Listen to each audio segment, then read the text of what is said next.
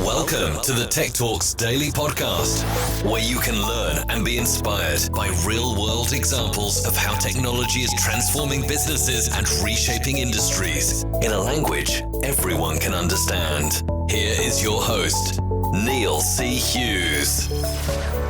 Welcome back to the Tech Talks Daily Podcast. I had a thought recently, I know, scary, believe me it was. But when we actually think and talk about the world of data analytics, we only ever think about the role of technology. But I was curious, what happened before tech came along and automation came along and speeded up the process up?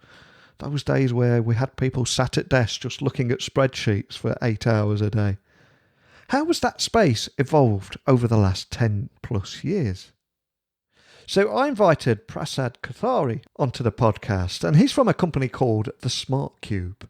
And Prasad is a data analytics guru and applies that through his work with the SmartCube. And recently the company has transitioned from just a research company to a research and analytics company. So it sounds like there's a great story there. And of course, Prasad was at the forefront of that transition. And through its procurement practice, the SmartCube has worked with most of the Fortune 100 companies that you can think of out there. But they're also expanding to integrate a stronger analytics presence into their procurement practice. And Prasad is also the author of 2 books in analytics and social networks for healthcare, multiple research publications, with more than 300 citations against his name. So with that in mind, buckle up and hold on tight so I can beam your ears all the way to Chicago so we can speak with Prasad now. So a massive warm welcome to the show, Prasad. Can you tell the listeners a little more about who you are and what you do? Sure. First of all, thanks for inviting me to your show. I'm what these days call as data scientist or artificial intelligence scientist. So that means that I look at various data patterns, build few mathematical equations to forecast something or predict something for various clients or businesses, use a lot of artificial intelligence methods as well. I have been doing this for the last 16 years across various businesses and various client portfolio, and I think we are just getting started with the entire AI revolution. And, I'm happy to be part of it and to some extent leading it as well. Fantastic. And before we talk about SmartCube and all that latest technology, I'd love to know a little bit more about how you got where you are today. I mean, to begin with, what was the moment that you became interested in the world of analytics? Can you remember where that inspiration came from? I think that's a great question. So, while growing up, I was always really, really good in math and number crunching. And the question for me was, where am I going to use so much of my math skills, in the real world, right? Because I think in 1990s, the analytics was still not a very grown field. It was not known that much. And as a child, I was winning a lot of gold medals in mathematics, right? So that was always a question for me. But I think post that I was introduced to game theory and a lot of other different mathematical techniques where I started seeing the applications of it.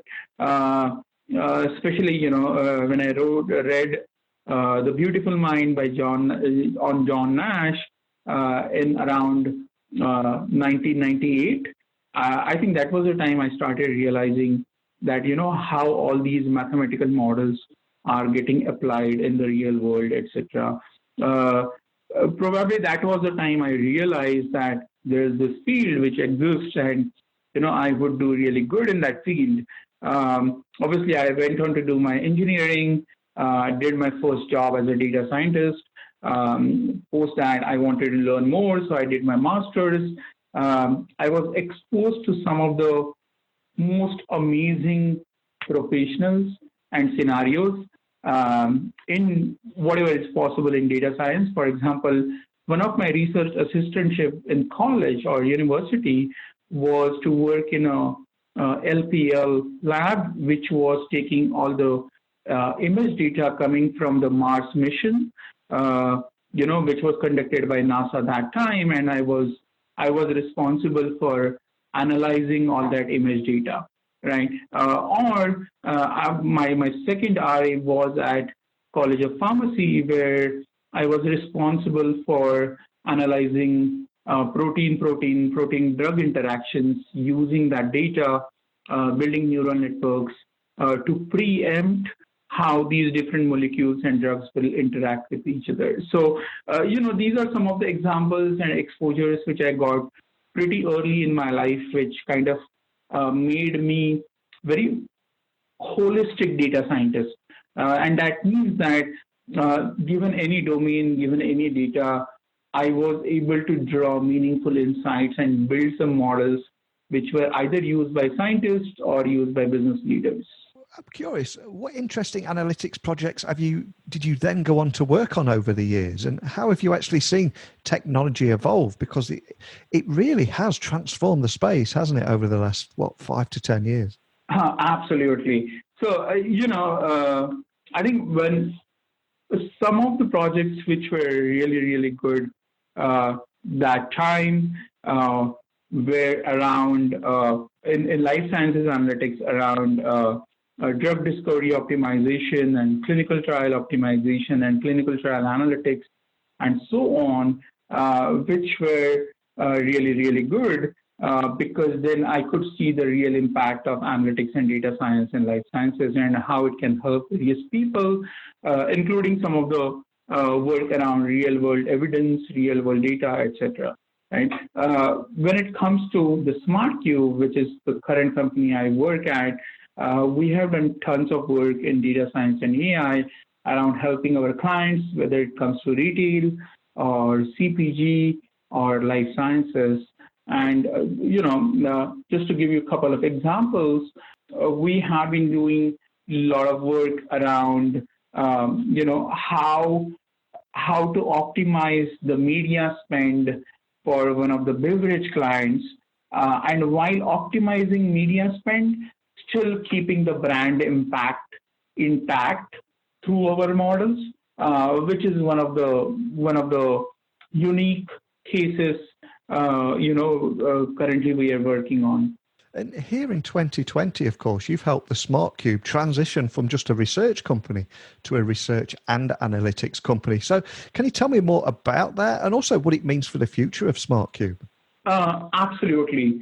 So, like you said, SmartCube started in 2003 by 3 of our co-founders as a research company, which was leveraging a lot of data that time. What we realized is, apart from research, some of the insights which are coming through data science and statistical models are equally powerful.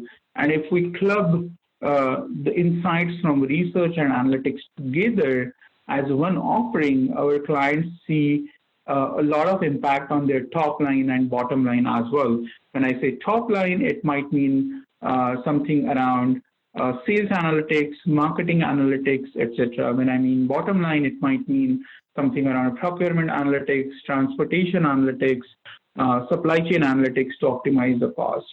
So over the time, what we have been doing is we have been embedding analytics and some of the AI algorithms such as NLP and computer vision in our research world in terms of giving the competitive intelligence or the benchmarks or the procurement strategy to our clients. On the other side, what we are doing is whatever the insights which are coming from the research side, we are embedding it, some of the insights coming from the analytics and the data side. And do you have any real world examples of how you're leveraging emerging technologies, which are huge at the moment, such as in data analytics, such as machine learning, artificial intelligence, blockchain, that prove that they're just more than buzzwords out there? Absolutely. And I think that's a great question because, AI is something everybody is using as a buzzword right now, but providing the real world impact to our clients is what our focus is. Now, a couple of examples would be we are working with one of the gaming and lottery providers in UK, one of the biggest one. Now their question is, when a customer signs up with us, what is going to be his lifetime value, or how much time that consumer or customer is going to spend on our digital platform, and how much he will spend on our digital platform, which is what we call customer lifetime value.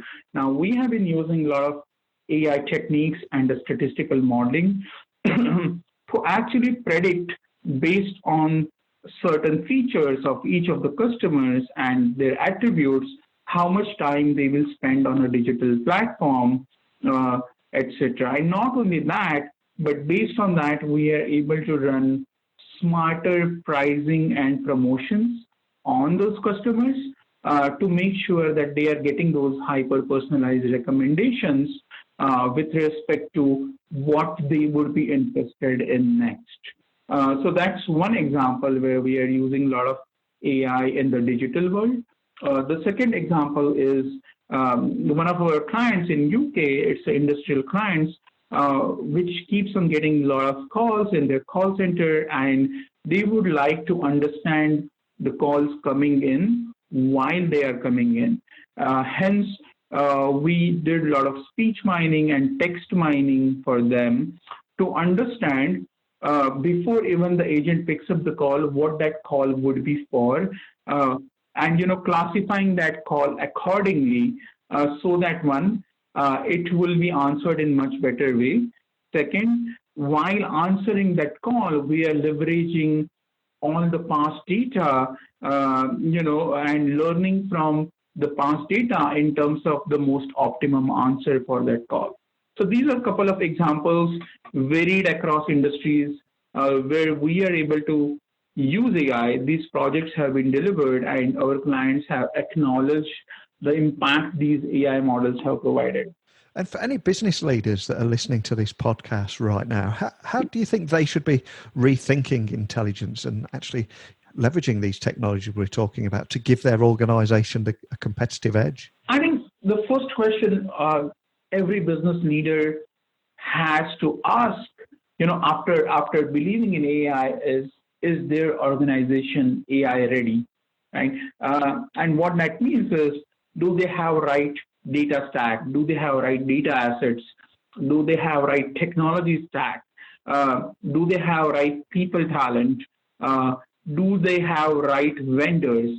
And that is where we have a concept called as a concept lab and a diagnostic workshop where we work with our clients to help them understand their AI maturity. And along with that, we also give them a roadmap with respect to where they would like to go in future and what are the steps they need to take to achieve that future state of AI, right? Now, in that process, we are also able to identify a lot of different business problems their different lines of businesses are facing and how AI can solve them, right? So AI is not an answer on its own. It's rather a tool to enable business leaders to take some of the smarter decisions. And so to give you a simple example, let us say you have the last dollar and you want to understand which media channel you want to invest in. Is it going to be Facebook, Twitter, or overall digital, or do you want to spend it on TV ads or radio ads or a podcast like the one you are conducting right now? And what we are able to do is, looking at the past data, we are able to build simulation models for the VP of marketings and the CMOs around, if they invest that last dollar into some media channel, what is going to be the ROI they are going to get, right? So basically saying we are able to not only get them up to the speed with respect to future of AI and their AI state, but we are also able to identify different business problems they are dealing with and how AI can help them solve those. And for any business leaders listening that are just hearing about SmartCube for the very first time, can you just talk me through what it is that makes you guys unique and stand out from the crowd in this? Because it is a crowded market. So what is it that makes you guys different? Absolutely. And, the answer probably goes back to my last answer, which is AI is not an end in itself, but it's rather a tool to reach your end state or desired state. And that is where SmartCube is very unique because of our research offerings. We understand each of the domain and each of the business really, really well. SmartCube has been in the research business for a very long time, working with some of the most strategic business leaders, which because of which we understand not only the domain problems, business problems, but we also understand pain points of different business leaders, right? Now, we have a very unique data science and AI capability. What happens is we are able to merge our experience in research and some of our AI and data science models so together, and they work so well together, is where we are able to give really, really unique insights pinpointed to solve a specific business problems.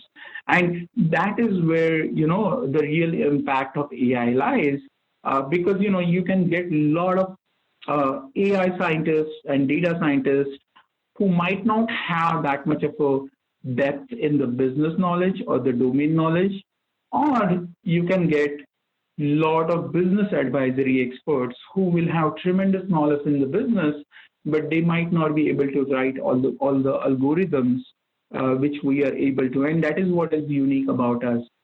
As someone that's seen the world of analytics evolve over the last few years, what do you think the future of artificial intelligence and machine learning and data science and analytics, how do you see all that evolving in the future, do you think?